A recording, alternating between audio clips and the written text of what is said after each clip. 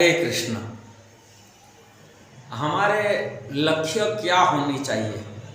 जो मनुष्य जीवन मिला है, दुर्लभ शरीर मिला है, इसका लक्ष्य क्या होना चाहिए? लक्ष्य जिसको इंग्लिश में कहते एम कहते हैं, माने जीव का लक्ष्य क्या होना चाहिए जिससे जीवन की सफलता बन सकता है, ये मनुष्य जीवन सार्थक बन सकता है। नहीं तो बहुत सारी शरीर है, किंतु पशु शरीर और मनुष्य शरीर भीतर अंतर क्या है? पशु न तो मनुष्य शरीर यदि सदुपयोग नहीं कर पाएंगे, उनका लक्ष्य पूर्ण नहीं होगा और सही लक्ष्य नहीं होगा, पुणे मनुष्य जीवन तो बेकार हो जाएगा। इसलिए हमारा लक्ष्य क्या होना चाहिए, हमको जानकारी होना चाहिए, समझना चाहिए। लक्ष्य ऐसा नहीं है जो क्षणिक सुख आपको देना वाला हो। जो लक्ष्य ऐसा नहीं होना चाहिए जो केवल इंद्रिय तृप्ति में सारी जीवन गवा देना है। लक्ष्य ऐसा होना चाहिए, ये मनुष्य जो मनुष्य 84 लाख शरीर मिलने का बाद जो दुर्लभ शरीर मिल रहा है, उसको सदुपयोग होना चाहिए, सही काम में आना चाहिए। जो लक्ष्य सही नहीं तो जीवन तो ऐसा ही बेकार चला जाएगा। इसलिए सही लक्ष्य निर्णय कैसा करेंगे? हम बच्चों को सिखाते हैं, लक्ष्य उनको बनाते, तुम्हारा एम यही होना चाहिए, क्या होना चाहिए? कोई डॉक्टर बनने का, कोई इंजीनियर बनना है, कोई IPS IAS अधिकारी बन जाना, कि नेता मंत्री बनना, उनको एम सिखा देते हैं। किंतु ये वास्तविक लक्ष्य नहीं होना चाहिए मनुष्य जीवन में।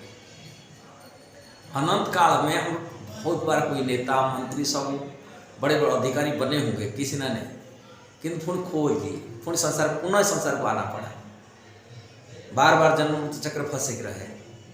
किंतु सही दिशा में हम लोग लक्ष्य को सही निर्णय लेते थे, हमें संसार अनंत काल से जो संसार बंधन छुटकारा लगा हुआ है, वो संसार बंधन छुटकारा मिल सकता है। वो लक्ष्य क्या होना चाहिए? भगवत गीता में भगवान श्री कृष्ण कहे लक्ष्य क्या होना। कृष्ण कह रहे गतिर्भर्ता प्रभु साखी निवासम शरणम सुबोध प्रभव प्रलय स्थानम निधानम बीज अव्ययम। इसका अर्थ है भगवान कृष्ण तो मैं ही लक्ष्य हूँ, सभी जीवात्मा लक्ष्य कृष्ण को तो मैं। क्यों? कृष्ण ही पालन करता, बोलते खाली लक्ष्य नहीं, मैं ही भरता हूँ, भरण करने वाले खिलाने वाला मैं हूँ, और पालन करता भी मैं हूँ, सभी जीवों का पालन करता है। और स्वामी साक्षी प्रभु, साक्षी माने मालिक, वही प्रभु मालिक है, साक्षी है, सभी जीवात्मा हृदय में बैठे हुए, सबको ज्ञान विस्मृति देने वाले साक्षी रूप में वो विराजमान है, गवाह देने वाले वही है। और निवास, निवास माने आश्रय स्थली है, शरण स्थली है, शरण देना, सबको शरण आश्रय देने वाला तथा अत्यंत सुहृद माने हितैषी, हर जीवात्मा हितैषी कृष्ण। प्रभव, सृष्टि भगवान से ही सृष्टि उत्पन्न होता है, प्रभव उत्पन्न होता है, प्रलय भी करते हैं, उससे सृष्टि सृजन होता है और प्रलय भी होता है। स्थान सबका आधार है, और निधानम आश्रय स्थली है, और अविनाशी बीज भी भगवान होते हैं। बीज अव्यय, जो बीज कभी नष्ट नहीं होता है, भगवान नष्ट नहीं होते कभी, हमेशा अव्यय, उनसे ही उत्पन्न होता है सारी संसार। अविनाशी बीज, विनाश नहीं होता, संसार में बीज नष्ट हो जाते, किंतु भगवान की कभी नष्ट नहीं होते, अविनाशी बीज।